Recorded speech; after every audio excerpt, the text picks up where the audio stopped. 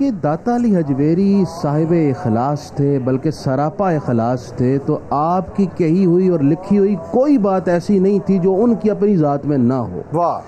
دوسری بات یہ ہے کہ اسی وجہ سے کشف المحجوب کے مقام کی حقیقت کو تسلیم کرتے ہوئے خواجہ نظام پاک نے اس کو روحانیت کے طالب کے لیے اور راہ حق کے مسافر کے لیے اور سالک کے لیے اسے مرشد کامل کا ایک درجہ دیتے ہوئے کہا کہ یہ کتاب مرشد کامل کا درجہ رکھتی ہے۔ یہ کس نے فرمایا؟ یہ خواجہ نظام الدین اولیاء نے۔ سبحان اللہ۔ اور ڈاکٹر صاحب میں بڑی خاص بات کشف المحجوب سے ایک ناظرین کے سپرد بھی کرنا چاہتا ہوں، اور جو ہمارے یہاں حاضرین ہیں ہم سب کے لیے ایک میسج ہے۔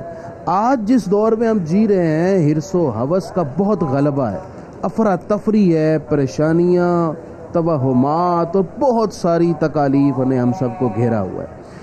اس میں بنیادی طور پر ہمیں اپنے باطن کی تطہیر کی ضرورت ہے، جو داتا علی حجویری نے فرمائی، جو تزکیہ فرمایا، جو باطن لوگوں کے باطن کو غسل دیا آپ نے۔ حضور داتا علی حجویری کشف المحجوب میں فرماتے ہیں کہ میں اپنے شیخ ابو الفضل الخطلی کے ساتھ سفر پر تھا۔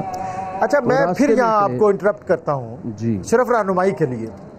حضرت داتا صاحب کا 1000 سال پہلے کا ہے، تو یہ پیری مریدی اس وقت تھی داتا علی حجویری کی آمد سے قبل بھی، سبحان اللہ، زمانہ تبع تابعین سے یہ سلسلہ باقاعدہ بیعت کا جاری ہے۔ سبحان اللہ۔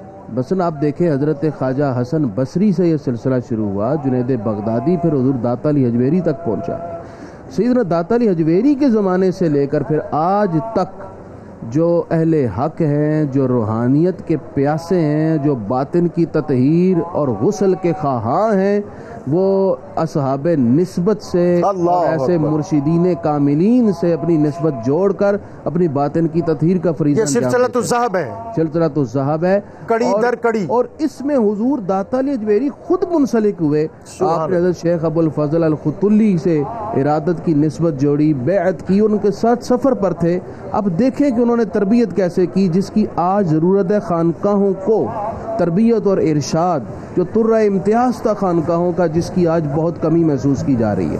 فرماتے ہم سفر میں تھے تو میرے شیخ اور ہم گزر رہے تھے، تو راستے میں ایک جگہ کیچڑ تھا، تو کیچڑ والے راستے سے میرے شیخ گزرے تو نہ ان کے نالین، ان کے جوتے آلود ہوئے، اور نہ ہی ان کا لباس اور جسم کیچڑ، یہ ہو ہی نہیں سکتا کہ کیچڑ میں پاؤں رکھیں اور نالین جوتوں پر کیچڑ نہ لگے، کپڑوں پر کیچڑ نہ لگے، بدن پر کیچڑ نہ لگے۔